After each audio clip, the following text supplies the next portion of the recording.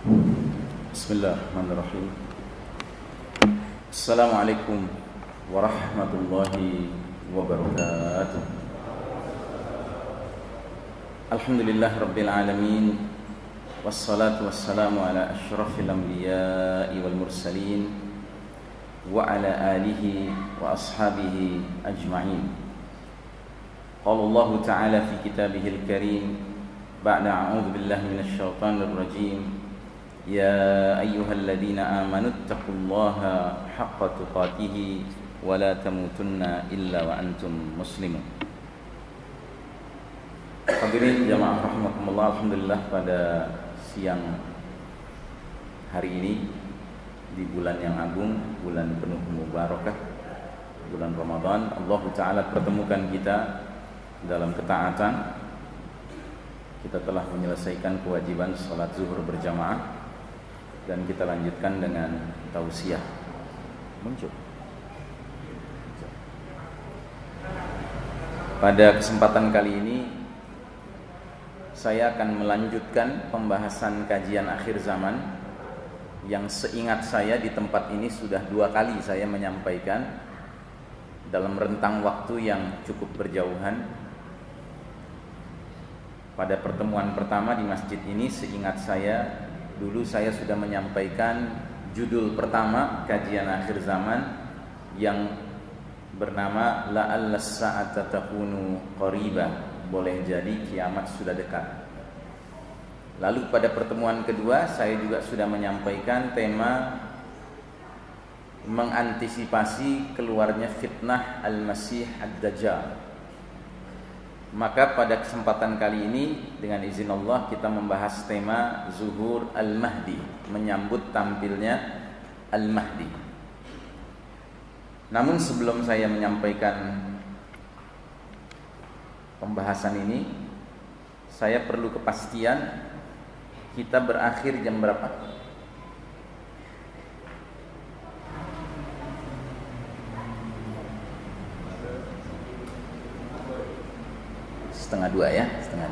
Setengah dua sudah dengan tanya jawab barangkali ya.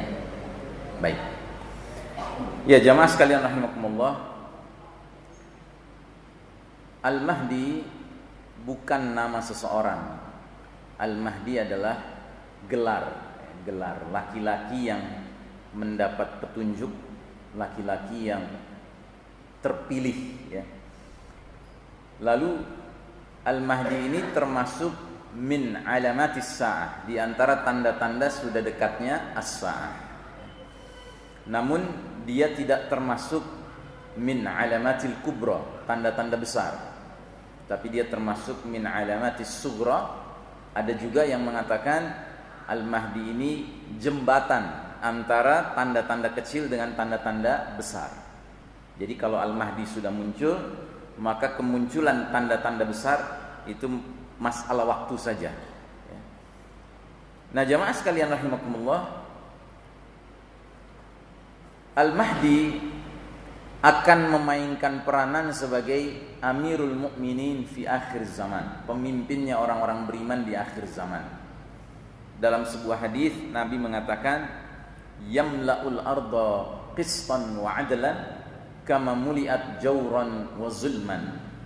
Al-Mahdi akan memenuhi bumi secara merata dengan keadilan setelah tadinya bumi dipenuhi secara merata dengan kezaliman. Jadi Al-Mahdi akan mengubah keadaan dengan izin Allah bersama umat Islam tentunya yang dia pimpin, untuk memindahkan kita dari babak perjalanan sejarah umat Islam yang penuh kezaliman yang sedang kita alami sekarang, menuju babak terakhir perjalanan umat Islam yang penuh keadilan. Baik, berbicara tentang Al-Mahdi, biasanya orang langsung mengkaitkan dengan Syiah. Karena apa? Karena kaum Syiah itu sangat intens berbicara tentang Al-Mahdi. Tetapi kalau kita pelajari baik-baik, ternyata pengertian kita kaum muslimin berbeda sekali dengan pengertian mereka kaum Syiah. Ya. Contoh, kaum Syiah meyakini bahwa Al-Mahdi itu sudah ada sekian abad yang lalu, tetapi kemudian menghilang ketika usianya masih kanak-kanak, usia 5 tahun. Dan bersama dengan menghilangnya Al-Mahdi, dibawa Al-Quran yang asli bersama Al-Mahdi. Sehingga setelah itu umat Islam tidak memiliki Al-Quran yang asli. Mereka menyebutnya Mushaf Fatimah. Lalu bagaimana umat ini akan terbimbing?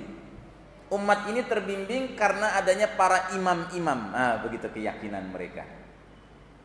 Makanya di kalangan kaum Syiah, yang namanya iman kepada imamah, kepemimpinan itu termasuk rukun iman. Nah, saudara sekalian rahimakumullah, ada lagi contoh lain. Contoh lain, menurut keyakinan kaum Syiah, Al-Mahdi bila sudah tampil nanti, dia akan mempunyai hal-hal yang sifatnya supranatural. Kata orang Jawa, sakti mandraguna. Begitu. Misalnya apa? Al-Mahdi sanggup menghidupkan orang yang sudah mati. Dan dalam hal ini yang akan dihidupkan siapa? Abu Bakar dan Umar bin Khattab. Dibangkitkan dari kuburnya untuk apa? Untuk disalib, disiksa sampai mati. Na'udzubillah min dzalik. Jadi ajaran Syiah ini memang harus benar-benar kita waspadai, ya. Kita umat Islam tidak punya pemahaman seperti itu tentang Al-Mahdi. Al-Mahdi walaupun manusia yang dipilih Allah menjadi Amirul Mukminin fi akhir zaman, menurut keyakinan kita kaum muslimin adalah manusia biasa. Dia tidak memiliki hal-hal yang sifatnya supranatural, sakti mandraguna, tidak ada. Baik, saudara sekalian rahimakumullah, kita akan mulai dengan membahas identitas umum dari Al-Mahdi. Secara umum kita akan lihat namanya, asal-usul keturunannya, saat kehadiran kemunculannya, dan ciri-ciri fisik dari Al-Mahdi. Pertama, dalam hadis riwayat Abu Daud, berkata Rasulullah sallallahu alaihi wasallam yang maknanya, sekiranya dunia ini tidak tersisa kecuali hanya sehari, maka Allah Ta'ala akan panjangkan hari itu hingga Allah mengutus seorang laki-laki dariku atau dari keluargaku, namanya mirip namaku, nama ayahnya mirip nama ayahku. Jadi Al-Mahdi itu namanya Muhammad atau Ahmad, sedangkan ayahnya bernama Abdullah. Jadi Al-Mahdi itu Muhammad bin Abdullah atau Ahmad bin Abdullah. Walaupun ada pendapat yang minoritas, mereka mengatakan kemungkinan juga namanya Ahmad bin Ibrahim atau Muhammad bin Ibrahim. Karena apa? Suatu ketika Nabi Muhammad SAW pernah dikaruniai seorang anak laki-laki. Waktu baru lahir, Nabi mengatakan, ku namakan anakku ini seperti nama ayahku, Ibrahim. Ya, baik. Yang kedua, Al-Mahdi secara asal-usul adalah keturunan keluarga Nabi Muhammad sallallahu alaihi wasallam. Hadisnya, Al-Mahdiyu min itrati min waladi Fatimah. Al-Mahdi itu dari keturunanku, dari jalur Fatimah. Ya. Kita tahu Nabi kita punya 2 cucu laki-laki dari Fatimah dan Ali, yaitu Hasan dan Husain. Bagi kita kaum muslimin, bisa jadi Al-Mahdi itu keturunan Hasan, bisa jadi Al-Mahdi keturunan Husain. Tapi bagi kaum Syiah wajib keturunan Husain. Karena apa? Karena Syiah ini agama ras, agama darah, ya. Dan Husain radhiyallahu an pernah menikahi seorang putri Persia, putri Iran. Maka mereka meyakini Imam Mahdi itu harus dari keturunan ini. Karena memang Syiah ini agama Persia pada dasarnya. Dia bukan agama yang memang sifatnya keyakinan, tidak, dia agama Persia. Yang berikutnya, hadir di saat penghujung umur dunia. Jadi seperti tadi hadisnya sudah dibacakan, Al-Mahdi itu kalau dunia ini sudah tinggal sehari, Allah panjangkan sehingga utus Al-Mahdi. Atau dalam hadis lain, seperti yang tadi sudah saya singgung, Nabi pernah menjelaskan umat ini akan mengalami ringkasan sejarah yang terdiri dari 5 babak. Dan ternyata kita sekarang yang hidup di abad 20-21 ini sudah berada di babak keempat. Ya. Ibarat kita nonton film, jumlah babaknya ada 5. Begitu duduk di bioskop, sudah babak keempat. Hitungannya di awal film, di tengah film, atau akhir film? Menjelang akhir film kan? Nah, jadi Al-Mahdi itu akan muncul di babak keempat, babak di mana kita hidup sekarang ini, yang kata Nabi adalah babak kepemimpinan mulkan jabariyan, para penguasa yang memaksakan kehendak mereka. Lalu dengan hadirnya Al-Mahdi, kita pun sadar kita akan segera beralih ke babak kelima, yaitu babak khilafatun ala minhajin nubuwah, babak kekhalifahan yang mengikuti cara-cara kenabian, dan itu babak terakhir. Baik, lalu kemudian yang keempat, secara fisik kita tidak punya banyak hadis.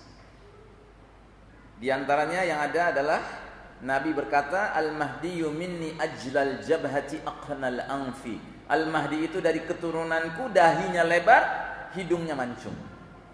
Nah, jadi ini semua adalah ciri-ciri umum dari Al-Mahdi. Tolong jangan dijadikan ciri pokok, ya, jangan dijadikan ciri pokok. Kalau Anda sibuk menjadikan ini ciri pokok, nanti Anda bisa tersesat. Mungkin Anda buka buku telepon yang tebal, cari orang-orang yang namanya Abdullah, telepon satu-satu punya anak namanya Muhammad, enggak. Begitu ada, wah ini Al-Mahdi. Enggak begitu, ya. Atau misalnya ada seorang ustaz, syekh muncul, ya, namanya Muhammad bin Abdullah, lalu dia dahinya lebar, hidungnya mancung, wah ini Al-Mahdi. Enggak begitu, ya. Ini faktor umum, ya, ciri-ciri umum, tetapi faktor utama bukan di sini. Lalu yang kedua, peristiwa-peristiwa yang mendahului munculnya Al-Mahdi. Ada 3 kondisi. Bila 3 kondisi ini sudah hadir di dunia, tanda-tanda kemunculan Al-Mahdi tidak lama lagi. Yang pertama, ubasyirukum bil mahdiyyi yub'atsu fi ummati ala ikhtilafin minan nas. Aku kabarkan berita gembira mengenai Al-Mahdi yang akan diutus ke tengah umat ini saat terjadinya banyak perselisihan antar manusia. Itu pertama. Yang kedua, wazalazil, dan gempa-gempa, goncangan-goncangan. Dan yang ketiga, yamla'ul arda qistan wa adlan kama muliat jawran wa zulman. Al-Mahdi akan memenuhi bumi secara merata dengan keadilan, setelah bumi tadinya dipenuhi secara merata dengan kezaliman. Jadi ciri yang ketiga, bumi dipenuhi dengan kesewenang-wenangan dan kezaliman. Kalau kita mau jujur, Pak, kondisi dunia sekarang sudah matang untuk kemunculan Al-Mahdi. Sisanya terserah Allah. Sampai sejauh mana perselisihan antar manusia harus berlangsung, baru muncul Al-Mahdi, Allah yang Maha tahu. Sampai sejauh mana gempa harus terjadi, Allah Maha tahu. Sampai sejauh mana kezaliman harus berkembang, Allah Maha tahu. Kemudian yang berikutnya, peristiwa-peristiwa yang menyertai saat tampilnya Al-Mahdi. Ada beberapa poin. Satu, akan ada perselisihan atau social chaos, social political chaos, kekacauan sosial politik saat wafatnya seorang pemimpin. Dan para ulama akhir zaman sering mengkaitkan dengan pemimpin ini dengan tempat di mana Al-Mahdi akan dibaiat. Al-Mahdi itu akan dibaiat di mana? Di kota Mekah, ya, di depan Ka'bah. Sedangkan secara geopolitik dunia hari ini, Ka'bah, Mekah termasuk wilayah negara mana? Arab Saudi. Jadi pemimpin yang dikhawatirkan, yang dimaksud oleh Nabi adalah wafatnya seorang raja Saudi. Yang kedua, dalam kondisi chaos seperti itu, seorang ahli Madinah lari menuju ke Mekah, mencari perlindungan dan keamanan di Ka'bah, ya. Lalu yang ketiga, laki-laki ini didatangi oleh sejumlah orang yang kata Nabi jumlahnya semisal pasukan perang Badar, kira-kira 313 orang. Dan orang-orang ini semua sepakat, inilah laki-laki yang harus kita baiat menjadi pemimpin umat di akhir zaman. Sehingga mereka mendatangi laki-laki ini di antara Hajar Aswad dan Maqam Ibrahim di depan pintu Multazam. mereka meminta laki-laki ini mengulurkan tangannya agar dibaiat menjadi pemimpin umat di akhir zaman. Tetapi laki-laki ini dengan keras menolak. Mengapa? Ada beberapa analisa. Satu, karena laki-laki ini benar-benar orang beriman, dan ciri orang yang benar imannya tidak punya ambisi kepemimpinan, sehingga dia menolak. Ya, nggak seperti orang zaman sekarang, Pak. Nggak layak jadi pemimpin juga wajahnya muncul di semua tiang listrik. Nah, Al-Mahdi adalah orang beriman yang sebenarnya. Walaupun sudah ada sejumlah orang yang memaksa dia menjadi pemimpin, dia menolak. Yang kedua, Al-Mahdi menolak menerima baiat itu karena Al-Mahdi tidak tahu dirinya Al-Mahdi sebelum terjadinya pembaiatan paksa itu. Dia tidak tahu menahu. Mengapa demikian skenario Allah? Karena Allah ingin memelihara Al-Mahdi. Bila mana Al-Mahdi sudah tahu siapa dirinya, jauh-jauh hari sebelumnya, bisa-bisa bocor kepada musuh-musuh Islam yang akan berusaha membunuhnya. Tapi dengan dia tidak tahu menahu, bagaimana musuh bisa tahu? Sedangkan dianya sendiri tidak tahu menahu. Lalu bagaimana 313 orang itu bisa tahu? Itu adalah kehendak Allah. Kita tidak tahu siapa 313 orang ini, tapi dalam sebuah hadis riwayat Al-Hakim dikatakan mereka merupakan yarda anhum sakinus samai was sakinul ard. Penghuni langit dan penghuni bumi senang kepada 313 orang ini. Entah siapa mereka. Begitu. Nah, jadi laki-laki ini tidak siap. Dia menolak, ya. Tetapi mereka juga tidak kalah galaknya. Sampai mereka 313 orang ini mengeluarkan ancaman, jika engkau tidak menerima baiat ini, kami pukul tengkukmu. Maksudnya kami bunuh kamu. Akhirnya yubayi'unahu wa huwa karihun. Mereka membaiatnya padahal laki-laki ini tidak menyukainya. Nah, setelah dibaiat, malam harinya Allah Ta'ala melakukan sesuatu kepada laki-laki ini. Dikatakan dalam hadisnya, Al-Mahdiyu minna ahlal baiti yuslihuhu Allahu fi laylah. Al-Mahdi itu dari keturunanku ahlul bait yang Allah islah, perbaiki dalam satu malam. Jadi setelah malam itu tiba-tiba dia muncul sebagai pemimpin yang siap. Jadi Al-Mahdi tidak perlu ikut lemhanas, tidak perlu ikut training, tidak perlu ikut daurah, nggak perlu ikut ISQ, nggak perlu. Ya. Al-Mahdi itu dipersiapkan langsung oleh Allah Ta'ala. Nah, setelah itu dari arah utara, dari Syam itu wilayah yang sekarang terdiri dari Suriah, Palestina, Jordan dan Lebanon. Ada pasukan dikirim untuk memerangi orang-orang yang berbaiat kepada Al-Mahdi dan Al-Mahdinya. Tetapi takdir Allah, ketika pasukan ini melewati suatu tempat antara Mekah dan Madinah, Al-Baida, gurun pasir antara Mekah dan Madinah, dalam hadis yang lain disebutkan mencakup wilayah Zulhulaifah, tempat di mana orang miqat, ya, memakai ihram. Pasukan ini begitu sampai di tempat itu terbenam ke dalam bumi, tenggelam ke dalam bumi. Dan peristiwa dahsyat ini akan tersiar ke seluruh dunia, sehingga umat Islam yang tadinya tidak tahu menahu, bahkan yang tadinya ragu apa benar ini Al-Mahdi, menjadi yakin ini adalah Al-Mahdi. Kemudian terjadilah gelombang kedua, gelombang ketiga, gelombang keempat pembaiatan Al-Mahdi. Berdatangan kaum muslimin dari berbagai penjuru dunia, terutama kata Nabi dari Syam dan Irak berdatangan mereka.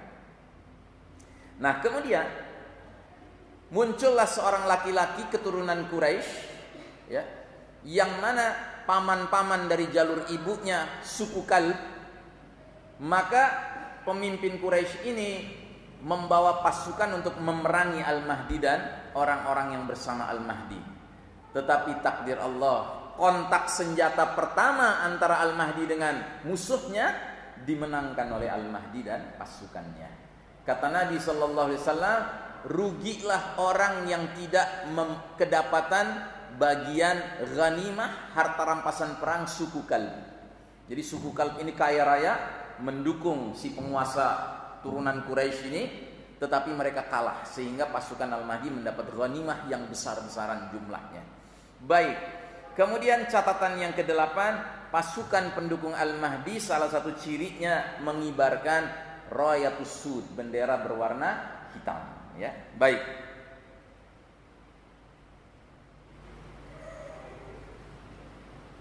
Kita lihat hadisnya. Yakunu ikhtilafun 'inda mauti khalifah fayakhruju rajulun min ahli al-madinati hariban ila Makkah, ya. Akan terjadi perselisihan saat matinya seorang khalifah. Lalu seorang laki-laki ahlul Madinah akan keluar dari Madinah pergi menuju Makkah. Kemudian beberapa orang dari Makkah mendatangi laki-laki ini. Mereka memaksanya keluar dari dalam rumah meskipun laki-laki ini tidak menginginkannya. Orang-orang itu kemudian membaiatnya di suatu tempat antara Hajar Aswad dan Maqam Ibrahim. Jadi di sini, ya, di depan pintu Multazam antara Hajar Aswad dan Maqam Ibrahim. Lalu dikirimlah sepasukan dari penduduk Syam untuk memeranginya.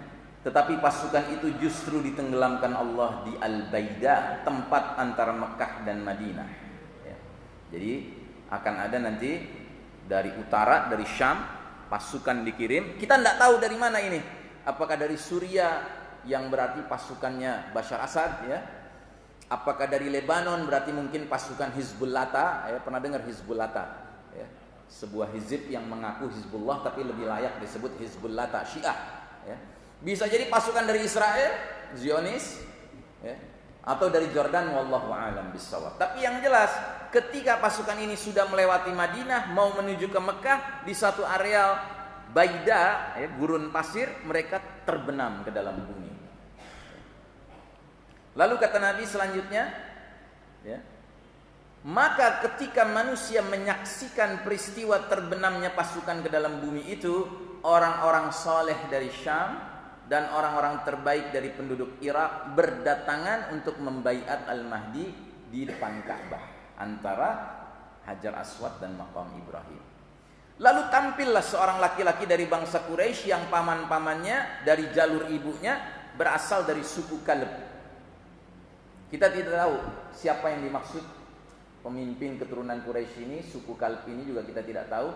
Tapi perlu Anda ketahui, kalau Anda googling ke Wikipedia, ya, Anda tulis keluarga Al-Asad. Al-Asad ini keluarga turun-temurun yang berkuasa di Suriah. Dulu namanya Hafiz Asad, sekarang namanya Bashar Asad. Ternyata keluarga Al-Asad ini itu jalur-jalur ininya, jalur-jalur keturunannya itu dari keturunan Kalbiyah tribe, dari suku Kalbiyah. Wallahu alam, ada hubungannya atau tidak, ya? Wallahu alam. Nah, kemudian si orang laki-laki dari yang paman-pamannya dari suku Kalb ini, mereka mengirim pasukan untuk memerangi Al-Mahdi dan orang-orang yang bersamanya, tetapi Al-Mahdi dan pasukannya mampu mengalahkan mereka. Kata Nabi, alangkah ruginya orang yang tidak ikut serta dalam pembagian harta rampasan perang suku Kalb. Al-Mahdi kemudian membagi ghanimah, beramal di tengah manusia dengan sunnah Nabi Muhammad SAW, menyampaikan Islam ke seluruh penduduk bumi. Al-Mahdi akan berkuasa selama 7 tahun, kemudian wafat dan kaum muslimin menyolatkannya. Jadi saudaraku rahimakumullah, ada catatan, ya, mengenai perselisihan saat matinya pemimpin. Apa catatannya? Catatannya, ketika Nabi menyebutkan hal ini, Nabi menggunakan kata khalifah. Coba lihat hadisnya itu. Yakunu ikhtilafun 'inda mauti khalifah, ya kan? Pakai kata khalifah kan? Nah, sehingga ada pendapat yang mengatakan boleh jadi sebelum Al-Mahdi muncul ada khalifah memang, gitu. Namun karena kata khalifah dalam hadis ini tidak menggunakan alif lam, jadi bukan al-khalifah tetapi khalifah. Dalam kaidah bahasa Arab, kalau dia tidak pakai alif lam itu disebut nakirah. Kalau pakai alif lam ma'rifah. Jadi sesuatu kalau pakai alif lam itu definite. Tetapi kalau dia tidak pakai alif lam indefinite. Oleh karenanya penulis buku ensiklopedia akhir zaman Dr. Ahmad Muhammad Al-Mubayyad di halaman 725 ketika membahas hadis ini hadis diriwayatkan oleh Ummu Salamah, beliau berkomentar, yang dimaksud dengan kata ini bukanlah khalifah untuk seluruh kaum muslimin, karena kalau tersebut khalifah untuk kaum muslimin seluruhnya, niscaya kata khalifah dipaparkan dalam bentuk ma'rifat, al-khalifah. Begitu, ya. Wallahu a'lam bissawab apa maknanya, dan perlu Anda ketahui bahwa penulis buku ensiklopedia akhir zaman menulis bukunya ini, disertasi doktoralnya ini sebelum adanya deklarasi khilafah di Syam dan Irak. Begitu. Jadi dia tidak tahu menahu apa benar akan ada atau tidak. Tetapi yang pasti dia meninjau dari sudut bahasa saja bahwa boleh jadi sebelum Al-Mahdi muncul ada khalifah, tetapi khalifah itu tidak bersifat definite, ya, sehingga tidak mencakup keseluruhan kaum muslimin kepemimpinannya, tetapi itu realita, itu fakta yang ada memang begitu, ya. Nah, jadi apakah maknanya perselisihan itu terjadi setelah matinya sang khalifah ini? Wallahu a'lam bissawab. Kita tidak punya kepastian. Baik, saudara sekalian rahimakumullah. Selanjutnya, ini hadis yang menarik sekali. Hadis ini sedikit menyingkap tentang 313 orang itu, Pak. Dalam hadis ini dikatakan suatu kaum akan berlindung di rumah ini, Baitullah, Ka'bah. Mereka tidak memiliki pelindung, proteksi, imunitas, jumlah ataupun senjata. Jadi 313 orang pertama ini yang membaiat Al-Mahdi, cirinya 3. Tidak punya mana'ah. Mana'ah itu artinya pelindung. Ya, artinya mereka bukan orang-orang yang punya jabatan, bukan orang-orang berpangkat, mereka bukan jenderal-jenderal militer, bukan. Ya, mereka orang biasa. Kedua, mereka tidak punya jumlah yang signifikan. Bayangkan, jumlahnya tidak sampai 1000, bahkan tidak sampai 500. 313. Nggak berarti kan jumlahnya. Dan mereka tidak punya senjata. Nah, di hadis yang lain diisyaratkan bahwa mereka ini orang-orang yang disukai oleh penghuni langit dan penghuni bumi. Ini dia hadisnya. Dan hadis ini sekaligus memberi isyarat kepada kita kemunculan Al-Mahdi, pembaiatan paksa Al-Mahdi itu sangat terkait dengan peristiwa haji, Pak. Karena hadis ini berbicara tentang musim haji. Ini hadis riwayat Al-Hakim, ya. Pada bulan Zulqa'dah, qabilah-qabilah saling tarik-menarik dan saling berkhianat, maka seorang peziarah haji diculik.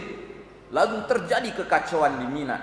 Banyak yang terbunuh di sana dan mengalirlah darah sehingga darah mengalir di Jumrah Aqabah. Sehingga kaburlah seseorang dari mereka mendatangi lokasi antara rukun dan maqam. Maka laki-laki tersebut dibaiat padahal dia tidak suka.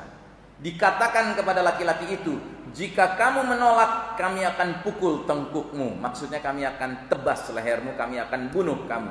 Maka laki-laki itu dibaiat oleh sejumlah orang semisal jumlah ahli Badar. Mereka orang-orang yang disukai oleh penghuni langit dan penghuni bumi. Nah, sekali lagi kita tidak bisa memastikan siapa 313 orang ini. Ada asar memang dari sahabat, dari Abdullah bin Mas'ud, dari Ali bin Abi Thalib yang mengisyaratkan bahwa sejumlah orang yang membaiat Al-Mahdi ini, di tengah-tengah mereka ada 7 ulama, yang 7 ulama ini berdatangan dari berbagai penjuru dunia yang berbeda-beda tanpa kesepakatan. Nah, sehingga diduga kuat sisa dari yang selain 7 ulama ini mungkin ada kaitan dengan ulama-ulama ini, apakah muridnya, apakah kenalannya, apakah saudaranya, wallahu a'lam bissawab. Nah, kemudian dalam hadis yang lain lagi semakin menegaskan bahwa ini terkait dengan musim haji. Manusia pergi haji tanpa imam. Maka ketika mereka sampai di Mina, tiba-tiba mereka diserang oleh pihak serupa anjing. Nah, ini kita tidak tahu nih apa maksud Nabi. Ada pihak serupa anjing menyerang jamaah haji. Ya. Apakah ini terkait dengan seperti yang kalau di negeri kita ini ada jenis apa tuh salep 88 ya, gitu ya kan kelakuannya seperti anjing itu, ya kan? Pokoknya kalau disuruh sama majikannya gigit tembak aja gitu, nggak pakai pikir-pikir begitu. Wallahu a'lam. Maka ketika mereka sampai di Mina, tiba-tiba mereka diserang oleh pihak serupa anjing. Maka marahlah qabilah satu sama lain. Saling berbuduhanlah mereka sehingga mengalir darah di Aqabah. Nah, oleh karenanya saudaraku rahimakumullah, ketika tahun yang lalu kita tiba-tiba mendengar kabar ada 200-300 orang tewas di Mina dalam perjalanan menuju ke Jamarat, saya jujur saja termasuk khawatir, wah jangan-jangan ini tahun kemunculan Al-Mahdi. Tapi setelah kita perhatikan lagi, ada perbedaan dengan hadisnya. Satu, tidak ada darah yang tumpah kan, karena terinjak-injak matinya. Terus yang kedua, darah itu tidak tumpah dan bukan di Jamarat Aqabah, bukan di Jumrah Aqabah, tapi dalam perjalanan. Memang di Mina, tapi dalam perjalanan. Sedangkan hadisnya mengisyaratkan darah mengalir di Jumrah Aqabah.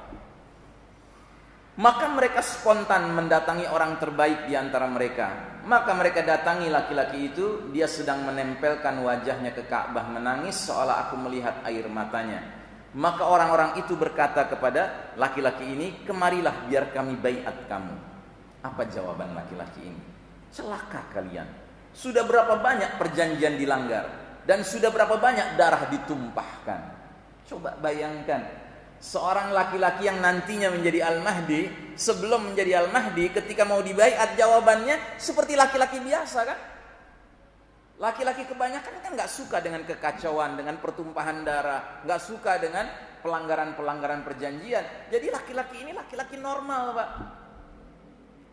Jadi benar-benar tidak terduga siapa laki-laki ini. Pilihan Allah Ta'ala. Maka ia dibaiat dengan paksaan. Jika kalian mengetahuinya, baiatlah dia, karena sesungguhnya dialah Al-Mahdi di bumi dan Al-Mahdi di langit. Ya. Jadi saudaraku rahimakumullah, jika semua tanda-tanda ini sudah bermunculan, sadarlah kita bahwa Al-Mahdi sudah muncul. Lalu apa yang mesti kita lakukan? Kewajiban setiap muslim berbaiat kepada Al-Mahdi bagaimanapun sulitnya keadaan, bila sudah jelas keberadaannya. Sebagaimana kata Rasulullah sallallahu alaihi wasallam, fa idza ra'aitumuhu fabayi'uhu walau habwan 'alal thalji. Ketika kalian sudah melihat kehadiran Al-Mahdi, maka berbaiatlah dengannya walaupun harus merangkak-rangkak di atas salju. Istilah walaupun harus merangkak-rangkak di atas salju menggambarkan, mengisyaratkan betapapun sulitnya keadaan, penuhilah kewajiban itu. Tapi sekarang ada makna baru, Pak. Sudah mulai turun pula salju sekarang di tanah Arab. Jadi boleh jadi memang saat Al-Mahdi nanti dibaiat, memang saat itu juga bersalju pula. Wallahu a'lam bishawab. Jadi jamaahku rahimakumullah, saya cukupkan sampai di sini karena sesuai dengan perjanjian sisa 10 menit harus diizinkan untuk adanya tanya jawab ya. Namun sebelum saya tutup, saya ingin memberitahu bahwa alhamdulillah kalau ada yang penasaran ingin memahami lebih lanjut, maka alhamdulillah kami sudah menulis buku sederhana, buku kecil mengenai hal ini ya, sehingga bisa Anda dapatkan buku ini ya. Tentu tidak boleh transaksi di dalam masjid, di luar ya.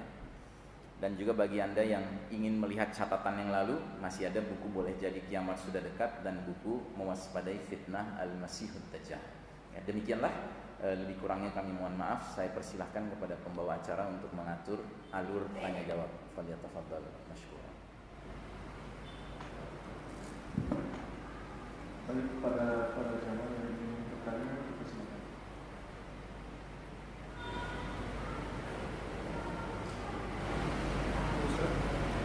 Terkait tentang keluarnya Al-Masihud Dajjal.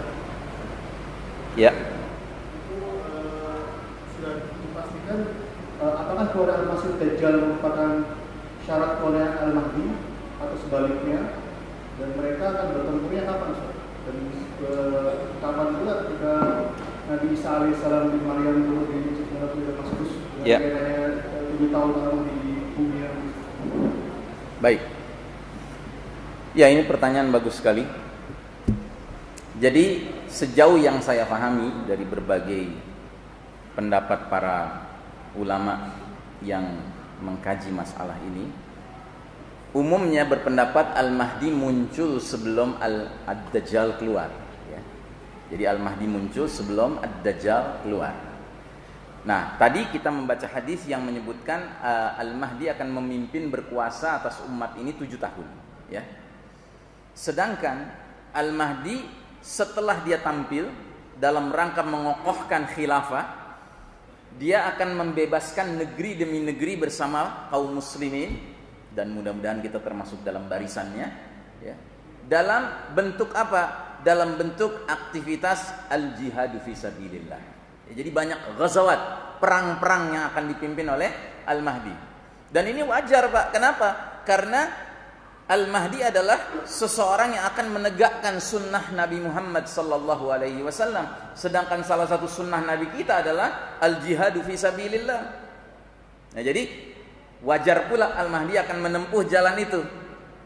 Nah, di dalam hadis yang mengisyaratkan mengenai perang-perang yang dipimpin oleh Al-Mahdi, disebutkan bahwa secara urut-urutannya yaghzuna jaziratal arab fayaftahuhallah, thumma farisa fayaftahuhallah, thumma taghzuna ruma fayaftahuhallah, thumma taghzuna dajjal fayaftahuhallah. Kalian akan memerangi jazirah Arab, lalu Allah menaklukkannya untuk kalian. Setelah itu Persia, Iran, lalu Allah menaklukkannya untuk kalian. Setelah itu kalian perangi Romawi, Eropa, baik Eropa Barat maupun Timur, dan Allah taklukkan untuk kalian. Selanjutnya kalian perangi Dajjal, dan Allah taklukkan Dajjal itu. Nah, jadi saudara sekalian rahimakumullah, berperang melawan Dajjal itu perang terakhir, ya. Nah, sedangkan kita tahu dari hadis, kata Nabi SAW, Dajjal itu akan keluar dan menebar fitnah selama 40 hari. Yang satu harinya seperti setahun, satu harinya seperti sebulan, satu harinya seperti satu Jumat, satu pekan, dan sisa harinya seperti hari-hari kalian. Kalau dikalkulasi matematis, ya, maka jumlah lama waktu Dajjal menebar fitnahnya di muka bumi ini adalah 1 tahun plus 2 bulan plus 2 pekan. Nah, kalau perang lawan Dajjal itu yang terakhir, yang akan dilaksanakan, diselenggarakan, dipimpin oleh Al-Mahdi, maka kira-kira wajarnya Dajjal itu akan muncul keluar menebar fitnahnya itu di tahun ke-6 kepemimpinan Al-Mahdi, ya toh? Ya kan? Karena begitu Al-Mahdi memasuki tahun ke-6, ya, itu kan jaraknya sudah tinggal 1 tahun 2 bulan 2 pekan sebelum akhirnya Dajjal akan berperang melawan kaum muslimin dan dibunuh oleh Isa alaihissalam. Nah, jadi Dajjal itu ketika dia keluar, sementara waktu Al-Mahdi di pusat panggung utama akhir zaman ini, Al-Mahdi akan membebaskan negeri demi negeri. Dia bebaskan wilayah Jazirah Arab. Jazirah Arab itu wilayah yang sekarang mencakup KSA, Kingdom of Saudi Arabia, plus Yaman, plus Oman, plus United Arab Emirates, plus Qatar, plus Kuwait. Itu semenanjung Arab. Kemudian membebaskan Persia, Iran, ya. Seperti kita lihat peta yang atas, ya, bukan peta yang bawah. Peta yang bawah tuh Persia zaman dulu, luas sekali wilayah cakupannya.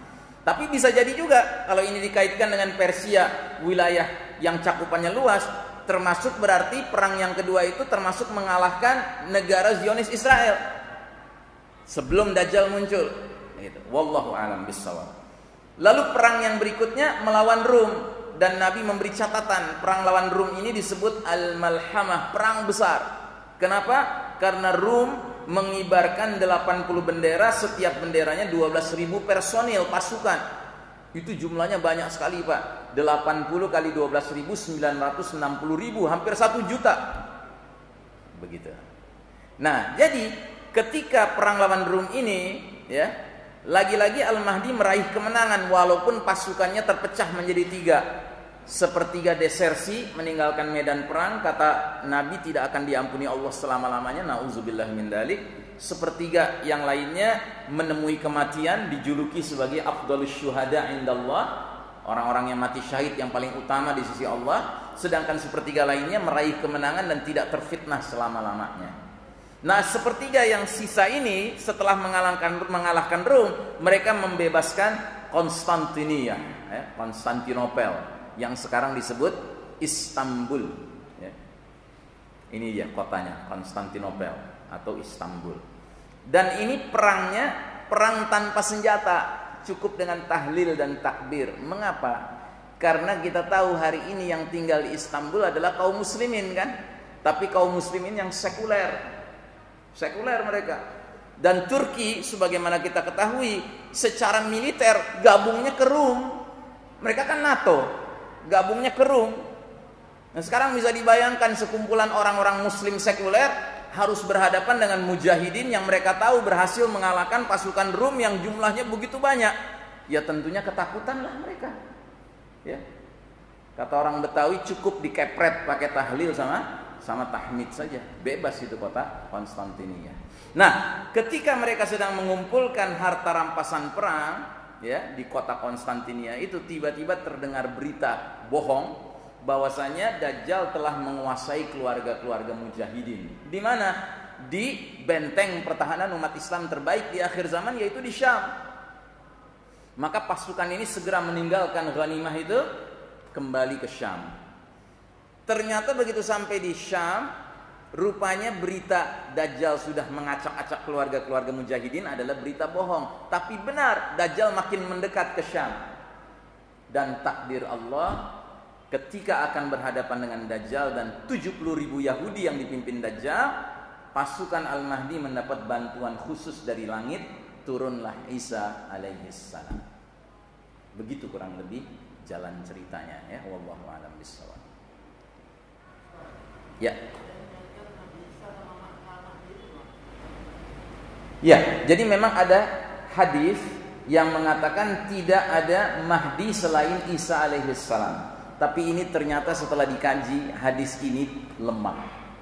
Ya, dan masih banyak hadis-hadis lain yang semakin menunjukkan bahwa Al-Mahdi adalah satu sosok, Isa alaihissalam sosok yang lain.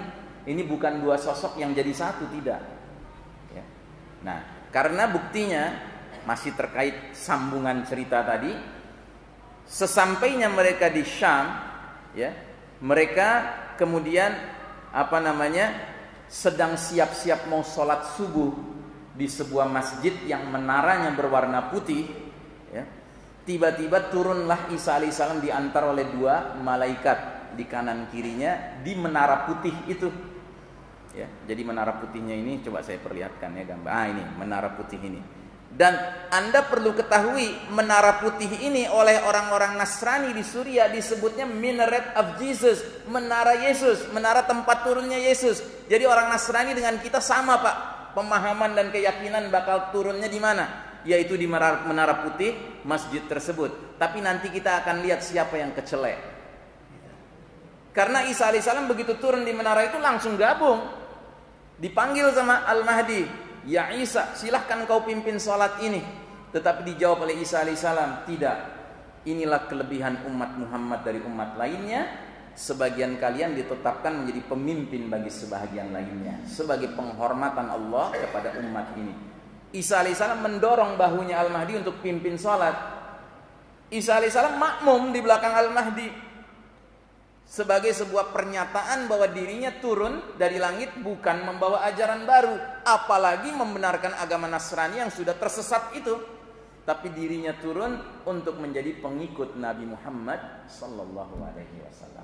Jadi ini dua sosok yang berbeda, Pak. Kalau dia satu sosok yang sama, bagaimana Al-Mahdi ngomong sama Al-Mahdi sendiri? Kan nggak mungkin. Gitu. Wallahu a'lam bishawab. Ya. Waalaikumsalam. Saya pernah baca ciri-ciri Mahdi atau akhir zaman, wafatnya seorang raja Saudi dan perselisihan 3 pangeran Saudi. Ya. Nah, terus saya mau tanya lagi yang kedua, kemunculan turunnya Ya'juj dan Ma'juj apakah bersamaan dengan turunnya Isa Al-Masih dan kemunculan Dajjal? Ya. Baik. Pertanyaan pertama, memang benar ada hadis yang mengisyaratkan bahwa ada 3 putra khalifah yang berebut. Setelah wafatnya si khalifah ini terjadi kekacauan. Kekacauan itu terkait karena 3 putra khalifah ini berebut. Tapi apa makna yang nantinya benar-benar akan terjadi, kita akan lihat, ya.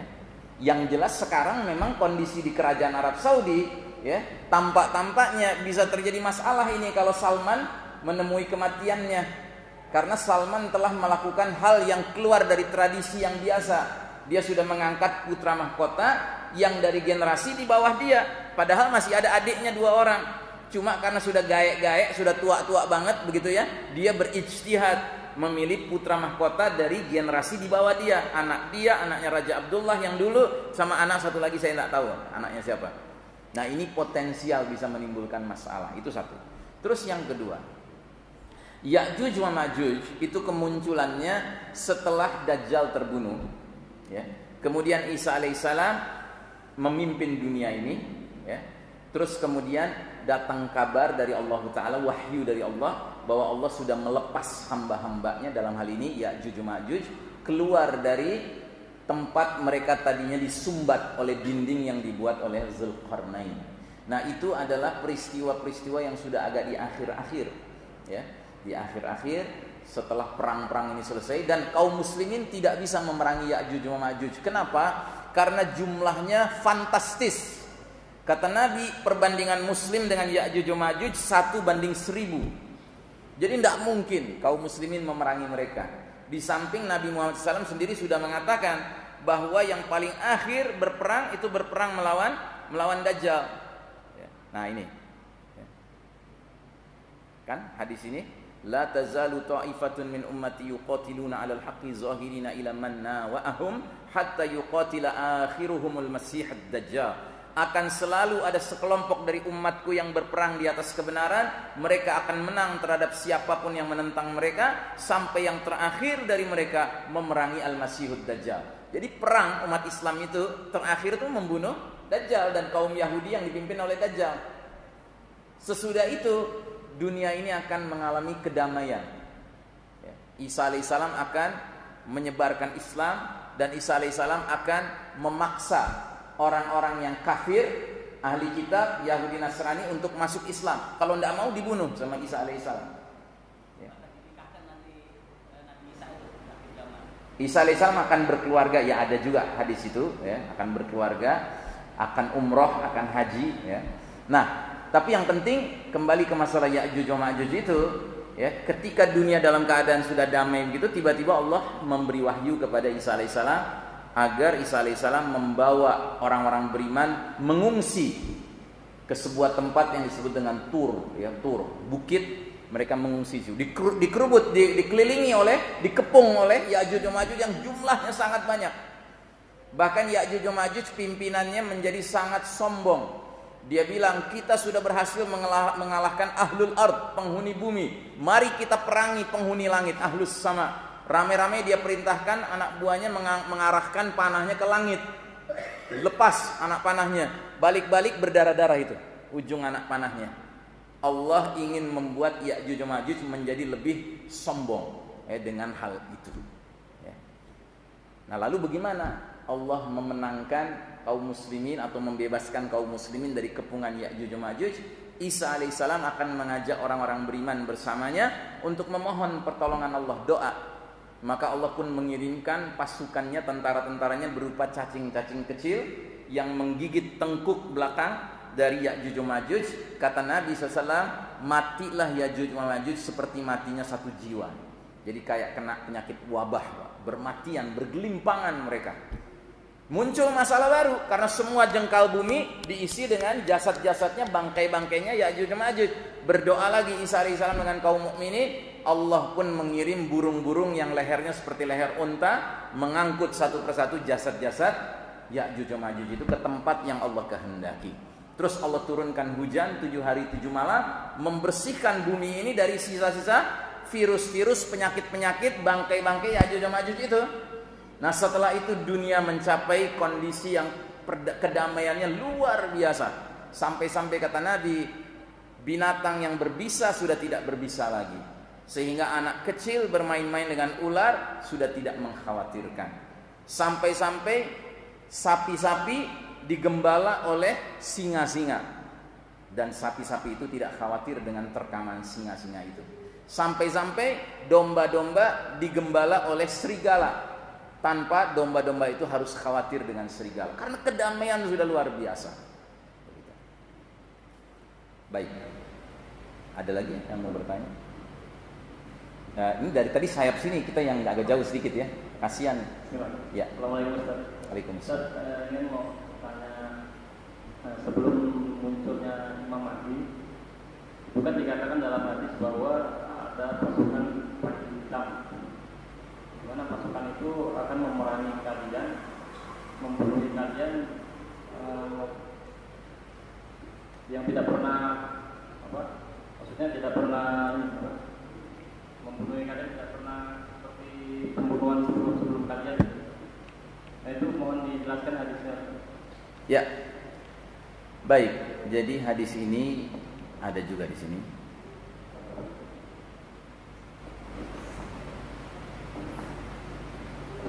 Diriwayatkan oleh Sauban radhiyallahu anhu, kata Rasulullah sallallahu alaihi wasallam, "Idza ra'aitumur rayatas sudi kharajat min qibali Khurasan fa'tuha walau habban fa inna fiha khalifatallahi al-mahdi." Ya. Bila kalian sudah melihat panji-panji hitam telah tiba dari Khurasan, maka datangilah panji-panji itu meski dengan merangkak, karena di sana ada Khalifatullah Al-Mahdi. Nah, pemahaman tentang hadis ini terkait erat dengan sequence. Sequence itu artinya tertibnya. Jadi bahwa bendera hitam itu bermunculan itu benar, mendahului kemunculan Al-Mahdi.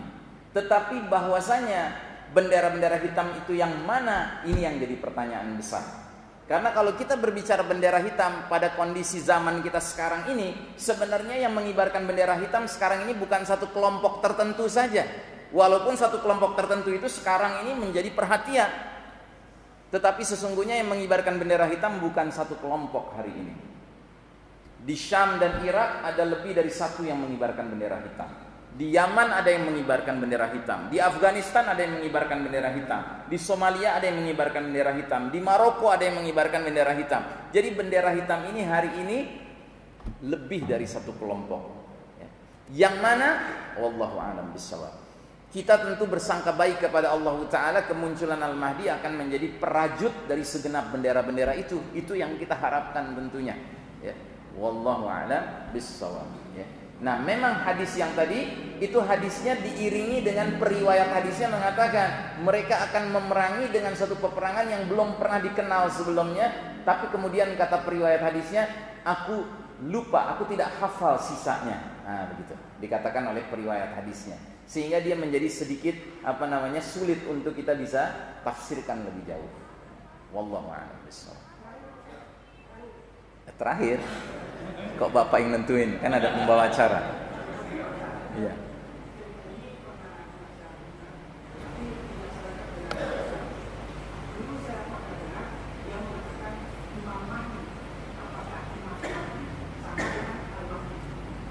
Iya, Imam Mahdi itu Imam Mahdi atau Al-Mahdi itu sama. Atau itu nama gelar? Tidak, itu sama. Disebut Imam Mahdi karena dia imamnya umat Islam nanti.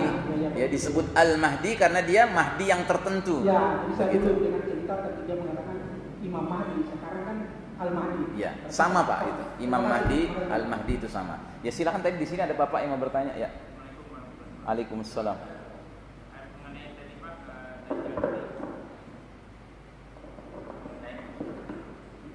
Dajjal tadi kita kaitkan dengan doa kita di tahun akhir, kan kita minta bingung ada fitnah Dajjal. Nah, kita nggak jelas Dajjal itu turunnya kira-kira apakah sekarang sudah ada turun atau belum? Karena kita disuruh berhitung kan. Ya. Karena itu nanti di setiap generasi, setiap umat. Nah, kita melihat fenomena di Indonesia, Pak. Umat Islam banyak. Nabi memang sudah menyatakan bahwa umat Islam itu seperti buih di lautan. Maunya tapi nggak ada apinya. Di ibu kota negara, Pak, kita bisa bayangkan Indonesia yang dibebaskan dari penjajah oleh menjadi Muslim, ternyata ditangkangin oleh orang non-Muslim. Bukan kita tendensius, Pak. Tapi kan alam ironi, apakah itu juga tanda-tanda Dajjal itu ada gitu, Pak? Ya, oke. Terima kasih. Ya. Dengan saudara siapa? Rustam, ya. Saudara Rustam, Anda ketinggalan. Dulu saya sudah bahas materi ini, mewaspadai keluarnya fitnah Al-Masihud Dajjal. Ya, perlu digarisbawahi, Dajjal itu bukan turun, Dajjal nggak dari langit. Ya. Dajjal itu keluar dari tempat di mana dia diikat. Ya, dia diikat di sebuah pulau. Yang pulau itu pernah dikunjungi oleh seorang pelaut Nasrani berkebangsaan Palestina bernama Tamim Ad-Dari. Ya. Nah, kemudian setelah dia sampai di pulau itu bersama awak kapalnya yang semuanya orang Nasrani, 30 orang, mereka berjumpa di dalam sebuah biara, seorang laki-laki besar terikat di dua tempat, di tangannya begini dan di kakinya. Nah, ternyata laki-laki ini Dajjal. Dan di antara pembicaraan Dajjal dengan Tamim Ad-Dari, Dajjal ini bertanya tentang nabinya orang-orang yang buta huruf, maksudnya Nabi Muhammad SAW. Sehingga selesai pembicaraan dengan Dajjal, Tamim Ad-Dari penasaran, dia pergi ke Madinah menjumpai Nabi Muhammad SAW. Dia ceritakan pengalaman dan kesaksiannya berjumpa dengan Dajjal di pulau terpencil itu. Maka Nabi membenarkan kalau Tamim Ad-Dari sudah berjumpa dengan Dajjal. Maka Tamim Ad-Dari masuk Islam. Lalu Nabi menyampaikan kepada para sahabat yang sholat Isya bersama Nabi, panjang lebar diceritakan oleh Nabi apa yang dia dengar ceritanya dari Tamim Ad-Dari. Sampai di ujungnya Nabi berkata, apa yang dikatakan Tamim Ad-Dari itu menakjubkan. Jadi kata Nabi SAW, ya, apa yang dikatakan Tamim Ad-Dari membuatku takjub. Ceritanya sama seperti yang kuceritakan pada kalian tentang Dajjal, tentang kota Madinah, tentang kota Mekah. Terus Nabi mengangkat tangan menunjuk ke arah selatan, ke Yaman. Kata Nabi, Dajjal akan keluar dari sana. Tiba-tiba kata Nabi, oh tidak, dari sana, kata Nabi, dari utara, dari Syam, dari lautan Mediterania, laut tengah. Tiba-tiba kata Nabi, oh tidak, dari sana, dari sana, dari sana. 3 kali Nabi menunjukkan telunjuknya ke arah timur. Mudah-mudahan bukan dari Indonesia ya. Tapi yang jelas para ulama hadis ketika membahas hal ini mengatakan ini semakin menunjukkan bahwa kita tidak tahu menahu di mana persisnya keberadaan pulau tersebut di mana Dajjal diikat gitu. Jadi Dajjal itu sudah ada sejak zaman Nabi dan para sahabat di sebuah pulau majhul, misterius entah di mana. Dan jangan percaya kalau ada orang bilang pulau itu di Inggris atau pulau itu laut segitiga Bermuda, itu nggak ada dalilnya. Itu cuman spekulasi, dugaan saja. Kita tidak boleh berbicara tentang perkara gaib kecuali kembali kepada nas Al-Quran atau nas hadis. Karena urusan gaib itu yang tahu hanya Allah Ta'ala. Seperti dalam surat Al-Jin ayat 26, Allah berfirman, tidak ada yang tahu perkara yang gaib kecuali Allah dan Rasul-Rasul yang Allah ridhai. Begitu ya Pak? Ya, wallahu a'lam bishawab. Ya, ini terakhir kelihatannya. Waalaikumsalam.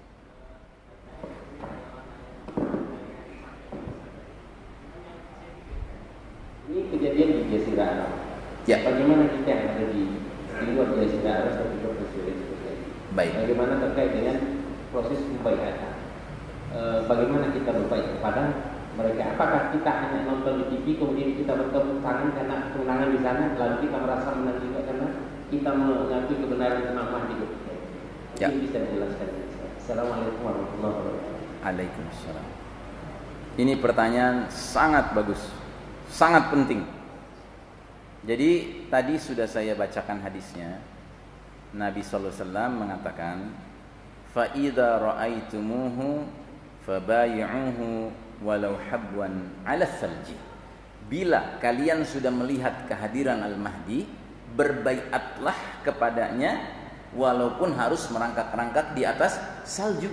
Berarti ini perintah, ini komando dari Nabi SAW bahwa kita semua harus mulai mempersiapkan diri berbaiat kepada Al-Mahdi ketika Al-Mahdi muncul.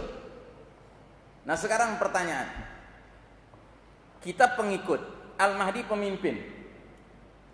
Pengikut berbaiat dengan cara mendatangi pemimpin atau pemimpin yang keliling-keliling dunia menyalami pengikutnya? Yang mana yang benar? Hah? Apa? Enggak dengar? Jadi pengikut mendatangi pemimpin kan? Begitu kan? Berarti kesimpulannya apa? Berbaiat kepada Al-Mahdi nantinya menuntut kita melakukan hijrah. Itu paket, Pak. Berbaiat kepada Al-Mahdi itu paketnya berhijrah. Makanya kalau saya ditanya pendapatnya, lebih bagus sebelum Al-Mahdi muncul sudah hijrah ke Mekah. Itu lebih bagus kalau sanggup. Sebab kalau seandainya kita menunggu-nunggu, tiba-tiba Al-Mahdi muncul, ya kan? Kita dapat kabar ada pembenaman pasukan, berarti benar ini Al-Mahdi. Kita mau berangkat, nggak bisa bikin paspor, dilarang. Kan mungkin nggak? Mungkin nggak? Mungkin. Nah makanya saya katakan hadis ini hadis yang mestinya kalau kita kunyah-kunyah benar Pak, ibaratnya bisa membuat kita nggak bisa tidur malam Pak, karena khawatir kalau Al-Mahdi munculnya dalam waktu yang dekat ini. Jadi begitu Pak, ya, paket berbaiat pada Al-Mahdi itu menuntut kita ya hijrah. Lalu bagaimana nasib mereka yang tidak berangkat? Yang tidak berangkat, dia akan berhadapan dengan Dajjal. Karena Dajjal ketika muncul di hari-hari awalnya, hari yang seperti 1 tahun, hari seperti 1 bulan ya, dia itu di wilayah-wilayah yang jauh. Dia tidak ke tengah. Yang tengah itu yang rame itu adalah Al-Mahdi dan pasukannya membebaskan negeri demi negeri. Si Dajjal ini dari kejauhan menganggap cukuplah nanti Al-Mahdi dikalahkan oleh Israel, cukuplah Al-Mahdi dikalahkan oleh Rum begitu. Ya kan? Sehingga diacak-acak yang jauh-jauh, termasuk Indonesia diacak-acak sama Dajjal. Nah, tinggal pilih deh. Mau gabung sama Al-Mahdi, ikut jual beli sama Allah Taala, atau mau nongkrong di sini cuma akibatnya harus berhadapan dengan Dajjal. Padahal Dajjal itu adalah azamul fitnah yang paling dahsyat sepanjang zaman. Dan saya lupa mengomentari pertanyaan saudara Rustam tadi. Benar, Nabi bersabda, "Idza tasyahhada ahadukum falyasta'iz billahi min arba'in." Bila salah seorang kalian membaca doa at-tasyahud akhir dalam salatnya, hendaknya dia meminta perlindungan Allah dari 4 perkara. Dengan doa, "Allahumma inni a'udzubika min adzabi jahannam wa min adzabil qabri wa min fitnatil mahya wal mamati wa min syarri fitnatil masiihid dajjal."